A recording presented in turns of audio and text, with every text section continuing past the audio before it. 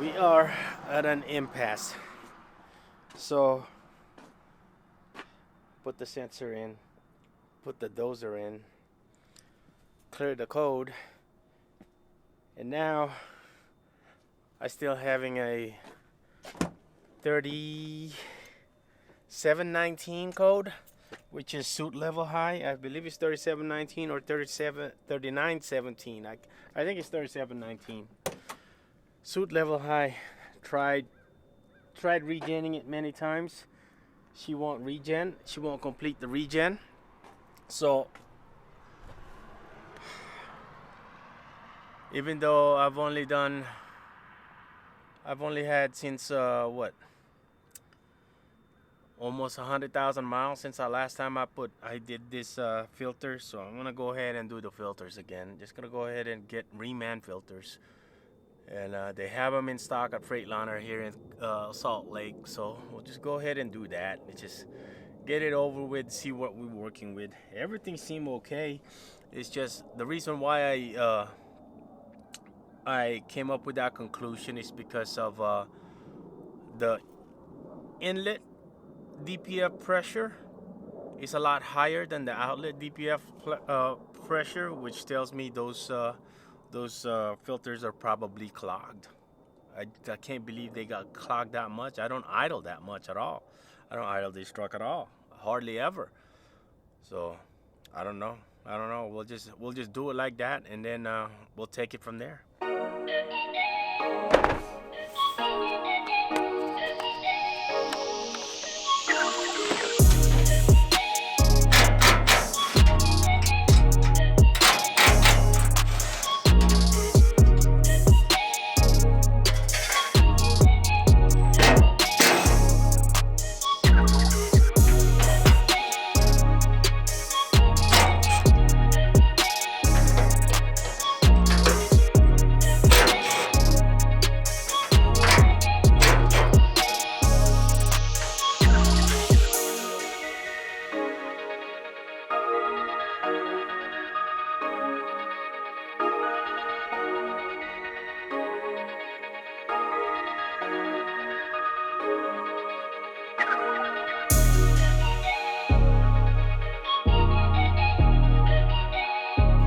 Here it goes, right? On these clamps, when you take these clamps off, these ones right here, the ones with a single, you have to take the nut all the way out because you want to be able to pry these things open. You're gonna have to pry them up this way to open them up. This one's is not that big of a deal, but that side, you see how tight it is in there? So when you put them back in, you're gonna have to do the same thing. Put them back the same way, just the way you got them, like that. These filters aren't that bad, believe it or not. And I sure hope it isn't that. If it is that, I wouldn't even know what to do. Like, if it's the DOC, you would have to take the whole thing out. You take the whole thing out and then send it in for a service. Oh, man. I don't know. Just these filters, I blew on it from right here and try to fill it on the other side. It's a little congested, but I don't think it's enough. I'm just hoping that's what it is. Because if it's the DOC, I don't know how else to do that. I think there's a little test on the DDL software when I have to take it to the dealership or somebody, and then do a 4-hour bake on this thing, or it's like a 4-hour regen. It's not really a regen, it's like a low heat regen. It slowly burns that off. But I went ahead and checked everything in there, make sure I don't have no crack anywhere. I was hoping there isn't. I was checking and still hoping that I don't find anything. and that didn't. So make sure you always do that. But those filters don't look that bad. I mean, it seemed bad on this end, but when you do it on this end,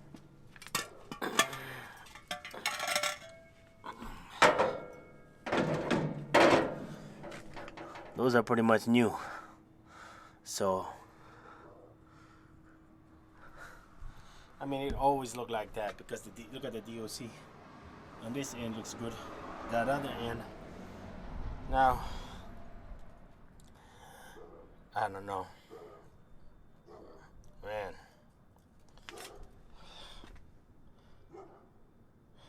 I'm not getting any codes except for a DPF filter suit level high. You're not saying anything about a DOC, the pressure on the DOC or anything, so that's why I was automatically thinking it was these son of a guns. That's why I was hoping there's cracks on these things, so it has like a leak somewhere, but I'm not seeing any cracks on them.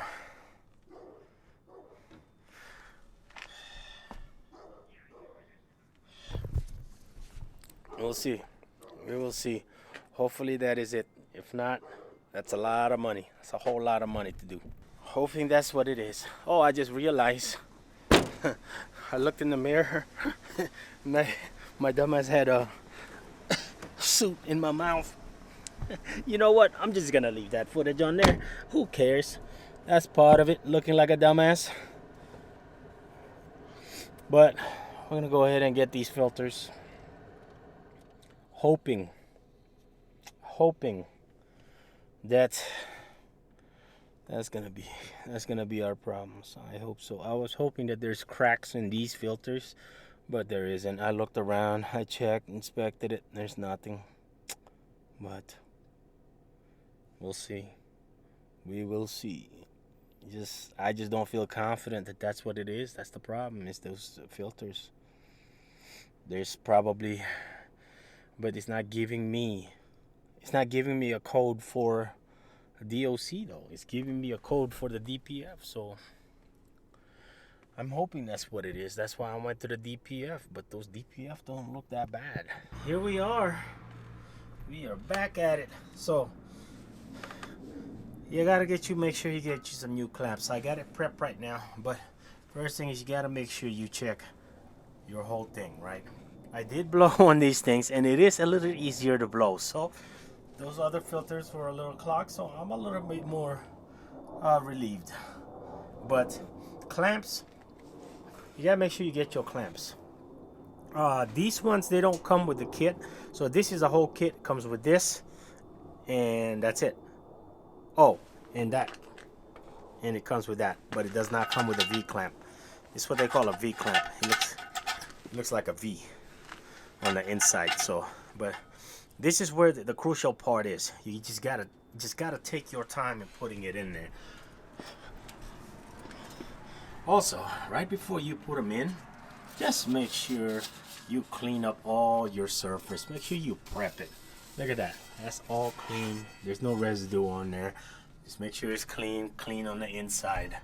Just get it ready and just make sure, like I said, just take your time. Don't rush into it, because I mean, this is you. If you're working on your own equipment, you should really take your time. You know, you can technically take this off, but mine is kind of stuck down there, so I'm just gonna leave it on there, and it's not getting in my way anyway. So let's get to it. Take your time in doing this. Now, there's a little trick that I learned, but then I did it the last time, and that is, you're always gonna need these bad boys. You can get them from Harbor Freight for a set of these for like $10. Really, what you do is you guide it with this in there, and then you're able to lift it and then line it up right here. So the first thing first, we cannot forget our seal. Try to put your serial number and everything outside, because I forgot to say it earlier, you have to make sure you get the serial number, because you're gonna want to input those into your software. So when you reset the ass accumulator, it's gonna ask you for the serial numbers of your filters. And let's get it, baby. Let's get it. Okay. You gotta make sure you're still watching your seals. Your seal needs to be on there properly. So basically, you just kind of push her in there, and it actually looks quite doggone good right now. I think we are good right there. Walk it in, threads at a time, threads at a time. Don't need to rush. Now, if you're unsure of where your center is gonna be, your first one, they're gonna be the same as far as, like, you know, that distance. So if you look down there, it is covered. That seal will cover. This is the whole seal right here. This edge to edge, that's the seal. So that's gonna cover that. I think I got it.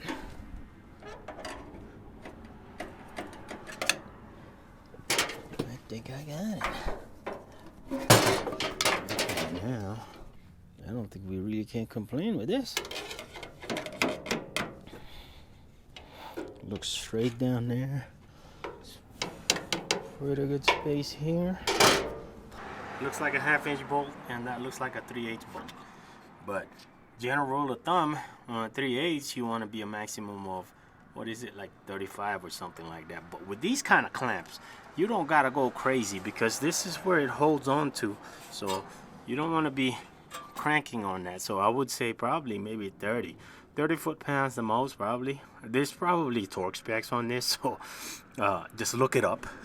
there's all kinds of resources on the internet. Just don't have time to well, I do have time, but I just don't feel like looking it up, because I'm pretty comfortable on what I need to do on these. Anyway, this one, you're probably around 40 foot-pounds, I want to say, maybe not more. But like I said, these are clamps, you know. The more you tighten them, they clamp down. It's not like a flat surface where it's just, you got to put a very, very specific torque. Just don't over tighten them. That's the key. You don't want to over tighten these. But I would say, I'd say that's a job well done. I'd say that doesn't look so bad. I mean, and it's pretty flush, nothing out of the way. One is not rubbing with the other, so that's one thing. Is like, because these are still separate unit, no matter how you look at it. So the vibration, you don't want to be rubbing them with each other, because if you did, you could possibly have some issues. But that's like way off, you know. It's gonna be, you would have to be very, very unlucky. But I'd say that looks pretty good. You know, I am actually feeling comfortable that this should fix the issue. This may not be 100% the issue. It could also be this harness. I'm gonna change that harness. They have it at Freightliner. I don't know how much it is, but I am gonna change it due to the fact that it's this part right here. What the heck they got going on here? I have no idea. So I'm gonna go ahead and change all that. Not gonna change it right now, but we'll be changing that. Anyway, I'm gonna put her back together. I'm not even gonna check for leaks, because I'm pretty comfortable that there's not gonna be any leaks on there. Got her back together. Ran the truck, trying to get it hot, trying to get it to regen. Finally, it's now getting hot, so I'm more comfortable in this area now. However, it would not allow me to complete the regen. So the little tool I have, oh, where is it at? Is this Nexus thing. And it was good enough, but it's not sufficient enough. Once, is this thing right here. It's not sufficient enough once you get to zone 4, maybe? Yeah, zone 4. And this is what it looks like. That's what it looks like, that little thing right there. But it's just not sufficient enough once you get to zone 4. That's what I'm thinking, because you can't do force regen. So we ordered the OTR Pro, and that should do the job. $700 for that thing. Got a discount code, but it's usually $800 with like 1 year of subscription, and supposedly that's $1,000 off. Why can't they just price it at, like, you know, freaking $800 total with the yearly subscription, instead of freaking trying to price it at $1,800 and then say you're getting a $1,000 discount. I guess to make you feel better about yourself or whatever. So anyway, that's it. We're just waiting on that tool. I think I'm happy with it. Should be good to go.